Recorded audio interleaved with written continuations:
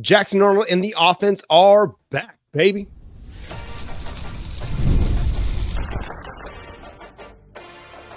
You are Locked On Sooners, your daily podcast on the Oklahoma Sooners. Part of the Locked On Podcast Network, your team every day.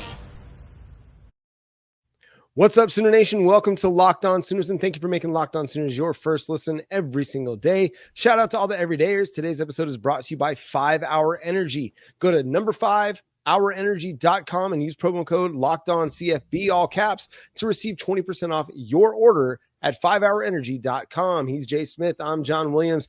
Jackson Arnold and the Oklahoma Sooners looked really good on offense for Oklahoma as the Sooners pick up the 34-19 win over Tulane, moved to 3-0 on the young season, Jay.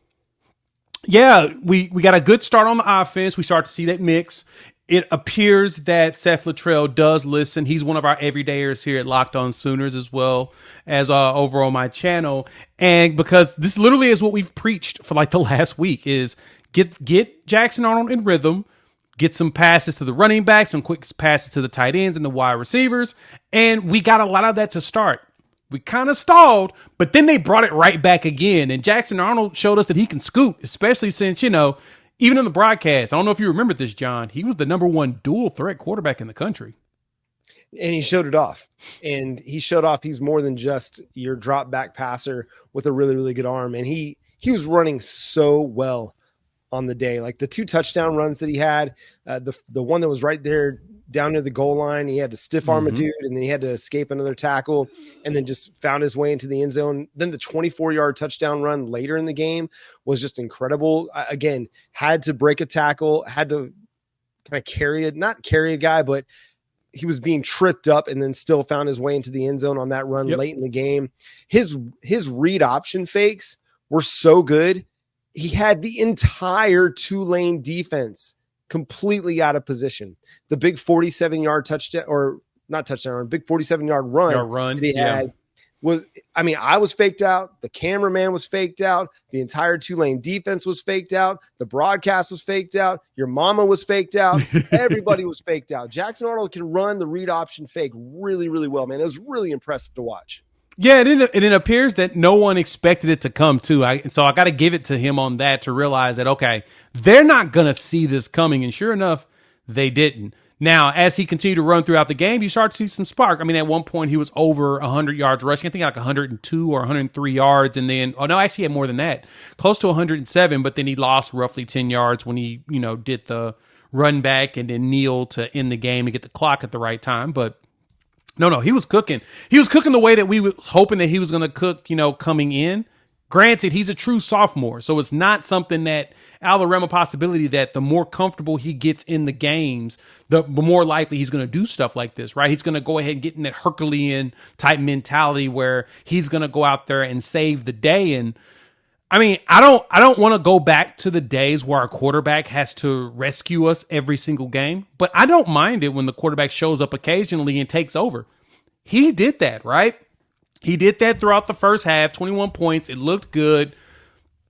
I need that second half, though. I need us to come back out when other teams adjust to what we're doing. I need my quarterback to go out there and still be, quote unquote aggressive. Now, John, I can't be mad at him fully for almost possessions because as I've gone back and done about my fourth or fifth rewatch of a lot of the possessions and stuff, especially in the third quarter, I noticed that he was getting a lot more aggressive with his passes in the third, and that's kind of what stalled us some. He started to go deep, right? The run game really wasn't going anywhere, and he tried to go deep. He tried to go deep to Petaway. He threw that deep pass to Deion Burks that was caught out of bounds, that was a darn good pass caught, right? Darn good catch. That was amazing.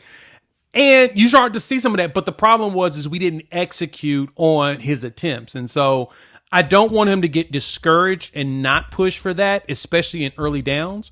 But if there's anything that I am excited about where Arnold is starting to develop, is that he's starting to get more confidence and he's shaking off the mistakes. Yep. That's a big plus to me. Yeah, I think you saw a much more comfortable, much more confident Jackson Arnold. You talked about it earlier. Seth Luttrell helped get him in a rhythm early in the game with the quick passing concepts. And I think that really just helped him settle in a whole lot better, as opposed to really trying to force the ball down the field.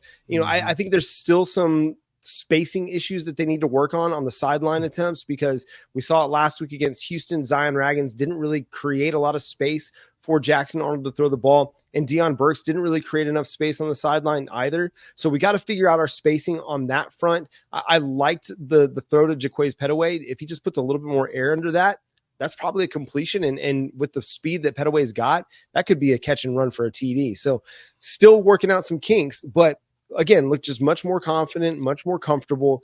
And I thought he played with a little bit more swagger. Like, he's not going to be Baker Mayfield level swagger. He's probably not Jalen Hurts either, but maybe a little bit more than Kyler Murray swagger. But he just exuded confidence.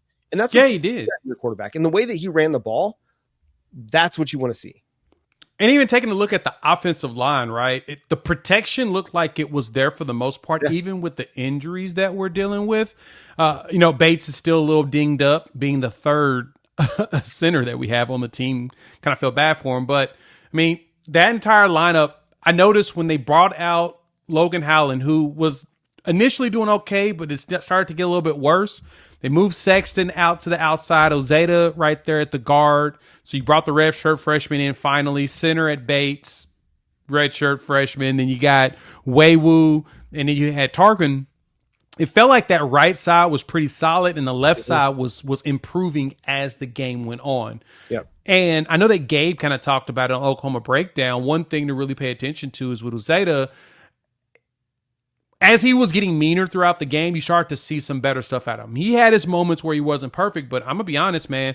I'm very encouraged by his play that he'll be able to pick up stuff a lot better going forward. Mm-hmm. Yeah, I think, when you've been on the sideline for 2 years, basically, like didn't play all of 2023, it's been since he was a high school senior in 2022 that he actually played live football in a stadium with fans in the crowd against another opponent, that you got to knock off some rust a little bit, right? And you could even say the same thing for Josh Bates, but that goes back even further because he's been in the program now a couple years, but been mostly on the sideline. So these guys are knocking off rust in live action in meaningful games for the Sooners. And from last week to this week, I thought the offensive line was improved. I think we're finding out that Houston defense is maybe pretty good, especially up front, but we're seeing kind of an evolving unit. Is it great? No. But is it improving? Yes, 100%. Yes. And I think when they moved Sexton out to left tackle, things did kind of settle in a little bit. And I think that's your best five until you're able to get Branson Hickman back at center and maybe even Jake Taylor at right tackle. But if you're not able to get Jake Taylor back anytime soon, this is what I'm rolling with. I'm rolling with Sexton at left tackle and Ozida at left guard, because you seem to get a comfort level with that. And you started to actually get some things going in the ground game at different times throughout the game. So keep rolling with it and see if you can continue to improve that front. All they need is some reps, right? As they get more reps, we'll start to see them improve week over week. The question is going to be about who's going to be healthy going into this next game, though, right? Yeah. That's where we all have our concerns, especially fans, right? Now, we're not even going to gaslight you and say, the offensive line is perfect. No, there's a lot of work that needs to be done and a lot of growth that's needed, but we're also playing with a whole bunch of the guys that were supposed to have been the rotating backups, right? The ones that were supposed to get a little bit of time, but not a lot. Now we're running with them full time. Hopefully we're a lot healthier going into next week. Rumor has it we are going to be, but we've got to, of course, wait and see. But John, when you look at the wide receivers too, like we saw Nick Anderson and Andrew Anthony were both kind of, warming up. You saw Nick stretching with the team. Andrew was not. He was probably getting other treatment or whatnot, right? Because he's coming off that knee situation, so he's probably getting additional treatment or whatnot. But neither one of them played. I'm feeling like I'm getting a little bit more confident that since they were both suited up, that we could potentially see them coming up next week. And that's going to be a big help. As you pointed out, the bigger problem with the wide receiver room isn't that the wide receivers aren't capable, is that they're not understanding spacing and moving around to be able to help each other out, right? Drawing that safety over or pulling that linebacker forward so that there's an open hole right above them. Those little nuances about playing the game is critical in order to be successful. And I do think that once we get healthy in the wide receiver room, I think that Jackson Arnold's play is going to reflect that, because it felt like in his last game as he was just trying to make it up based upon what we had to work with. But I think once we get healthier, you'll see a big time improvement. I mean, we saw a couple really good things. Zion Raggins had a really nice catch and run on a slant. That was a good one. He ran tough, man. I was really impressed with him after, last week it was really underwhelming, that kind of first big time role that he got. And this week he stepped up when he got an opportunity, made a nice catch, bounced off a couple tacklers and picked up some tough yardage. Zion Kearney did a really nice job settling down in his zone, catching the ball, making a quick move upfield, getting upfield. But they didn't get a whole lot of opportunities in this week's game. With the spacing thing, so much of it is just leaving enough room on the sideline to where your quarterback has room to throw the ball. And Nick Anderson is really, really good running those go routes. I know we don't consider a 6'4", 6'5" to be a downfield threat a lot of the times. He can run a full route tree, but he's really, really good at getting down the sideline, creating space where his quarterback has room to throw the football. So that's going to help a lot, because you've got a very, very experienced wide receiver in Nick Anderson now, after 798 yards, 10 touchdowns, becoming one of your more impactful players last year. When he gets back, that's going to help things. Now, how quickly are they going to be able to ramp him up? Are they going to give him a full complement of snaps whenever he is available? That's going to be the biggest question, I think. Even if he is available for Tennessee, is he going to be getting starter snaps, or is he going to be getting rotational snaps? We'll see. I thought the tight end group again played really, really well. Bauer Sharp, they're not pushing him down the field a whole lot. Same with Jake Roberts, but in that short passing game, they did really, really good things. And I think just being there to be a safety valve for Jackson Arnold is enough. If you can get that, and then start getting the linebackers to cheat in a little bit more, maybe even the safeties to cheat in a little bit more, that's going to open some things up down the field where you're going to be able to have a little bit more room to operate in the intermediate level, in the deep passing game. So I think, again, improvement, from week 2 to week 3, we saw improvement from the offense, not perfect. We haven't even touched on the interception. We'll probably touch on that on tomorrow's show, where Jackson Arnold needs to improve going into this game with Tennessee. But overall, it was an improved performance. And obviously you put 34 points up on the board and you're going to feel a little bit better about it. The defense, we got more defensive magic from the Oklahoma Sooners. And my goodness, man, they're starting to come together and be really, really impressive. We'll discuss coming up on Locked On Sooners. Whenever I start my day and I'm ready to go hit the gym, need a little bit of a pick-me-up. So I always snatch up one of my favorites, 5 Hour Energy, man. It does everything I need in order to get my body going. My favorite part about it, 0 sugar, and it's very convenient, small portable size. I can grab it as soon as I wake up, chug it, and go. All the great flavors that they have on their site, you got to check them out. They've got like watermelon, tropical burst, grape. This one right here is great. They also got berry and a few more. So you make sure you go out there and you can try them all. And on their site, you have the options of building a 12 or 24 pack. You choose the flavors and it's delivered right to your door. That's what I did in order to make sure I'm stocked up before I can hit the gym, to make sure I have my 12 pack delivered to the house. So make sure you check them out. Go to 5hourenergy.com. That's the number 5hourenergy.com and get 5 Hour Energy products today. You can use our promo code LOCKEDONCFB. Get 20% off your order. This offer is valid only until September 30th on one order and cannot be used on other promotions. The code is not good on subscription orders. Go to 5hourenergy.com today. The Oklahoma defense stepped up once again, held Tulane to 13 points and under 300 total yards, 4.2 yards per play, held a really, really good rushing attack led by Mekhi Hughes to just 3.7 yards per carry. It was a good day for the Oklahoma defense. Tulane got some things going towards the end of the first half, right at the beginning of the second half, and then absolutely they shut them down the rest of the way. You look at the drive chart, and it was punt, interception, turnover on downs, strip sack, fumble recovery by our Mason Thomas. Like the way, again, back-to-back weeks, the way the defense has closed out the game, phenomenal. They've been playing out of their minds right now. Statistically, you would think everybody's going to say, oh, well, they still gave up, 200 and something, just under, 200 something yards. Okay, sure. We'll give you that, right? Against a high fly offense like this. Good the fact that we kept Mensa in this offense only like 173 total yards, 166 by Mensa. He threw for 346 last week against Kansas State. And we saw what Kansas State did to Arizona like Friday night. And we think Arizona's got a good passing right game, right? We've seen them. We've seen T-Mac. Yes. We saw them first game of the season, how they cooked. We played against them in the bowl game, but we saw them first week of the season and how T-Mac was up there in consideration for the Biletnikoff after that. He think like 10, 11 catches or something. K-State gave them problems. Tulane gave them problems, and Tulane has been balling. And so it's just crazy that our defense was able to do that. We only gave up like 104 rushing yards. Mm-hmm. So like I think it was Mekhi Hughes, he had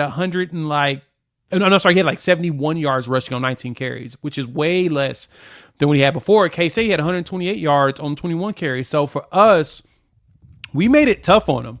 And that's what we want our defense to do, right? It's almost the theory of bend, not break, but at the same time, it's more just staying very flexible and not really letting things close out. We did a good job overall, and I don't think we've given up a rushing touchdown so far this season. No, they looked really good, and it took a couple trick plays down in the red zone for Oklahoma to give up points. And listen, that throw from Ty Thompson to, Reggie Powers? Rashad Powers, I can't remember his name exactly.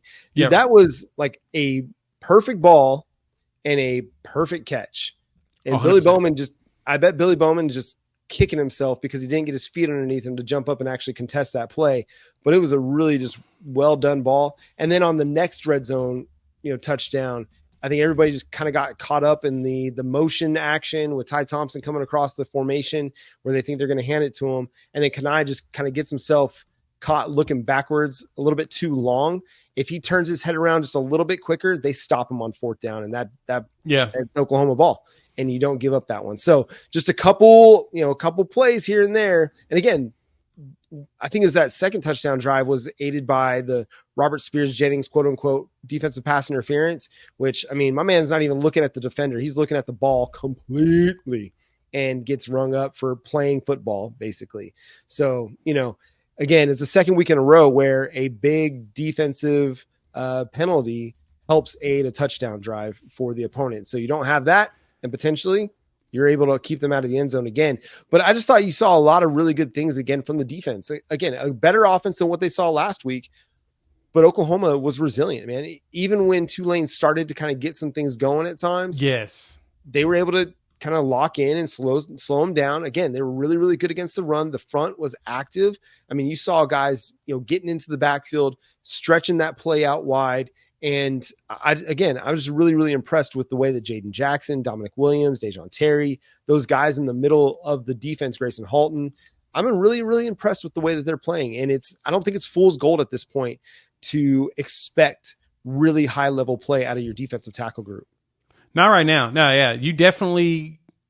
We can see it. We can see the talent is there. We can see that they're playing at the level that we expected for them, right? Like for us, that was the one thing, we've talked about forever is the defense has to carry us and be that quarterback that's carrying the offense, right? They've got to be the one to always put us in the best positions and give us the best opportunities.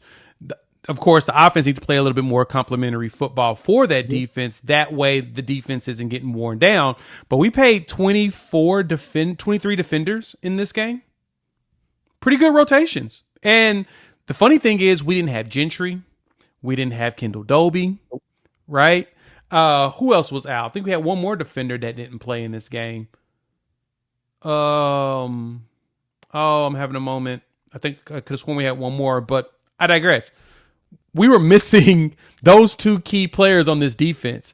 Peyton Bowen barely played, right? He's still nursing an injury from the week before. Now you may be asking, well, Jay, he was out there fielding punts. Yeah, they didn't expect him to actually field any, though. They wanted him to catch it. And he caught most of them, got the fair catch. He had that one where he returned it, and he wasn't really touched in that return, which was pretty impressive. I kept spinning away from him. But for the most part, no, we get Bowen back. We get Gentry back. And then you get, Kendall Dobie right there at the Cheetah. Samuel Monsigo got himself some good experience. Let's just put it that way. But Dobie's your best Cheetah right now. He's just the most experienced, and he's just that darn good. That defense is going to be a pain for a lot of teams. Yeah. Losing 3 top players at that, and still playing like that, it's pretty darn impressive. Yeah, I thought, you saw some really good things out of Kanai Walker. I thought Des Malone played a really, really strong game. Des was good. Both in run and pass defense. He was aggressive. He was up there contesting catches. Kanai, the same thing. Like, he had one go through his hands, and then he helped orchestrate Billy Bowman's interception. Got away with a little bit of a tug on the contesting the ball, but whatever, it's all fair. Ball don't lie. And then thankfully it goes through Kobe McKenzie's hands, and Billy comes up with the INT that ultimately leads to Jackson Arnold's second rushing touchdown. But it was a really, really strong performance, I thought, by the defensive backfield. Had a couple moments where they left some guys running open a little bit, and you're going to get tested in a bigger way next week against Tennessee, and we'll talk more about that later in the week. But overall, again, against a much better passing offense, they did a much better job. There was one play in particular where I saw Robert Spears-Jennings communicating really, really well with Kanai Walker there on the right sideline, just saying, hey, they're about to run that wheel in post. We're going to switch this. And like immediately it happened, and they had it completely covered. So you're seeing them, do some really, really good things. John Summerall, Tulane's head coach, spoke really highly of the defense and the way that they're communicating and the way that they're playing out there as well. And we're going to talk about some players that stepped up big time for the Oklahoma Sooners, and the guy of the hour that we haven't even touched on yet, Mr. R. Mason Thomas, we'll discuss coming up on Locked On Sooners. So with the Oklahoma Sooners welcoming the Tennessee Volunteers to Norman this weekend, they're currently 7.5-point underdogs over at FanDuel right now. The over-under set at 58.5. FanDuel's expecting a little bit of points scored this weekend. If you want to get in on the action, go over to FanDuel.com, where they are America's #1 sports book. And we have something a little different for you now through September 22nd. All FanDuel customers can bet $5 and get a 3-week free trial of NFL Sunday Ticket from YouTube and YouTube TV. Then with the YouTube TV base plan, you'll be able to watch every regular season Sunday afternoon out-of-market NFL game. All you need is a Google account and a current form of payment, and you can cancel anytime. So just visit FanDuel.com, download America's #1 sportsbook. Visit FanDuel.com to look at all of the action that you can get involved in this weekend for the NFL and college football. Again, FanDuel.com, America's #1 sportsbook. All right, Jay, who stepped up? Look, man, there's a few players that stepped up in this game, but we got to talk about the main guy, right? R. Mason Thomas, man. He showed out 3 sacks, the strip sack, fumble recovery, forced the fumble, and then recover the fumble to close out the game. Man, he was on one at the end. I mean, if there's anything I'd ask for him, give me that in the first quarter against Tennessee, right? But the good thing for him is there's very little chance that they're going to go out there in a max protect type setup, right? They're not going to have an extra blocker at tight end or anything. They're going to believe that their offensive line is good enough to where that's not going to work against Tennessee. But man, he just exploded there on those last 2 drives, and that was what we needed, right? That was the spark the defense needed. It's more of we're leaning so heavy on the secondary, even though we forced Mensah to throw the ball quickly. Like, he was getting rid of that ball because he was getting a lot of pressure. Getting there at the end and just knowing that they're trying to build up deep plays makes me feel encouraged that if a team tries to set up a deep route, we're going to get there and cause disruption to the quarterback. Yeah, you also throw in the pass deflection that he had. So second to last drive, R. Mason Thomas on first down gets the sack. On the second or third down, he gets the pass deflection. Then on the fourth down, gets the sack again. And then on the final drive, he gets the sack, strip fumble recovery. The dude was just a monster. And he was creating pressure all game. He had 5 total pressures, according to Pro Football Focus, was the highest graded power 4 edge rusher among players that played at least 15 snaps on the weekend. So that just goes to show you just how impressive he was. Now, obviously, he gets the splash plays at the end of the game, and that matters. But part of that is when you get up 2 touchdowns and you're late in the game. Remember, Tulane got the ball back with like 6 minutes to play.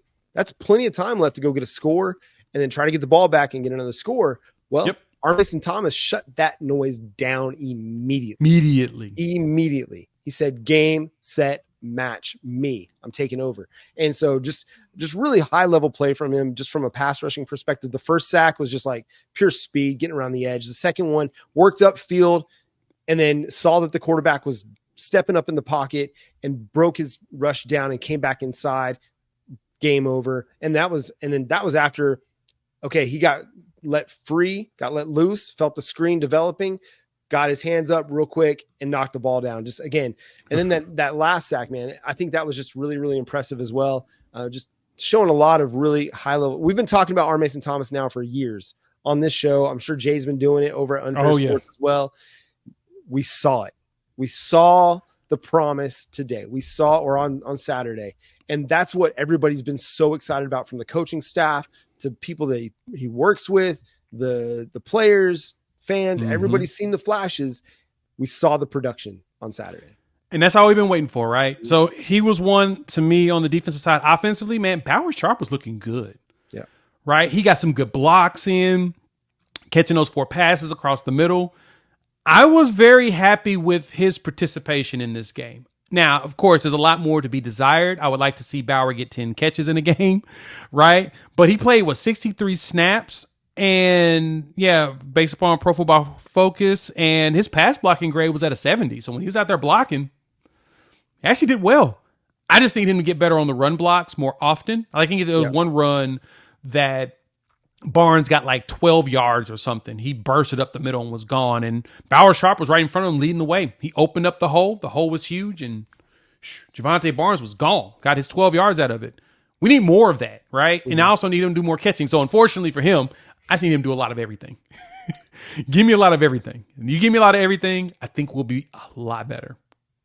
Yeah, I thought Oklahoma's offensive line stepped up, man. Again, they were better than what they were a week ago. I thought better. Josh Bates had an improved performance. The mixing and matching, the constant turnover along the offensive line, that's tough to deal with. But again, they played well. They kept Jackson Arnold clean on 79.4% of his dropbacks, 27 of his dropbacks, and he completed 69.270% of his passes when he was kept clean.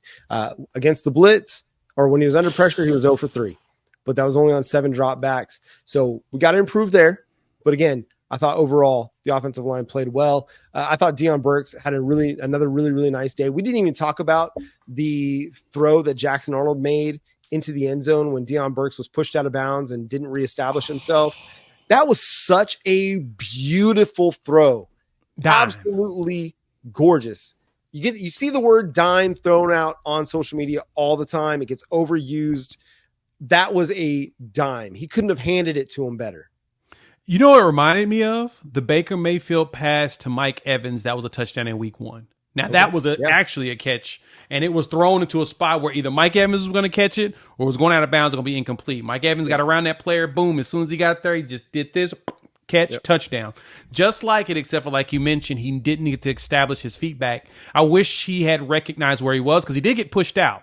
But if he had to force himself back in just a little bit and make that catch, oh, yeah, that would have been elite. And that's another example of the wide receiver splits needing to set themselves up so that their releases allow them more room to operate up that sideline. And maybe that's something that, hey, Emmett Jones, Seth Luttrell, y'all need to work on those splits, because there's something that's just not quite right about that. Anybody else that stepped up for you? Danny Stutzman, another 12 tackles, 300 tackles for his career. Congratulations. He's so good. He's just so good, man. He really is. The whole linebacker room was looking like they needed to look the way they were supposed to. Like there was some spots where in the run game they probably should have done a little bit better, but Danny was just all over the darn place, and I love that. Dejon Terry had a really good game. Yeah. Like he had a really good game stopping the run and making tackles.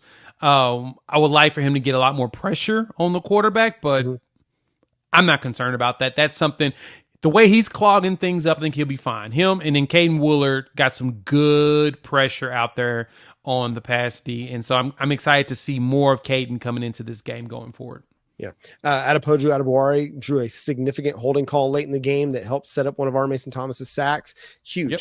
Listen, you may not always be the guy that gets to the quarterback, but if you can draw a holding call, that's about as good as drawing a sack. So yes, shout out to him, man. He's not getting a ton of opportunities, but he got more in this game as Oklahoma knew Tulane was going to look to set up more deep passing stuff, and they wanted to get him in there on passing down. So shout out to PJ for taking advantage of his opportunities. Let's talk about a few SEC things that happened over the weekend. What was the most significant thing that happened in SEC play in your mind, Jay? Toledo went to Stark Vegas and won. Hot seat, Jeff Levy. Jeff, what are we doing? So look, no shade to him. He's starting some stuff over there. Unfortunately, they had a lot of turmoil over the last couple of years. So, they're still recovering from it. But yet and still, everybody has been wishing for Jeff Levy to be here.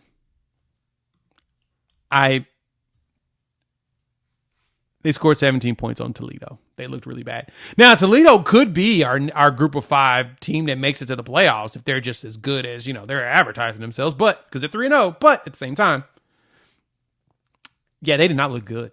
They were giving up like 30 points per game coming into this one, Toledo was. Ooh. That's 2 weeks in a row in which Mississippi State's offense has struggled.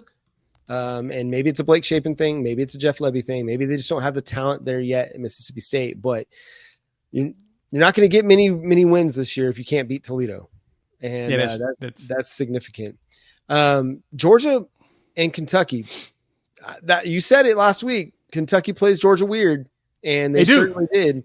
Every time in Lexington. After giving up 32 points to South Carolina the week before and getting skunked, they held the Bulldogs to 13, and it took a late drive by the Bulldogs to get the game-winning touchdown, what would be the game-winning touchdown.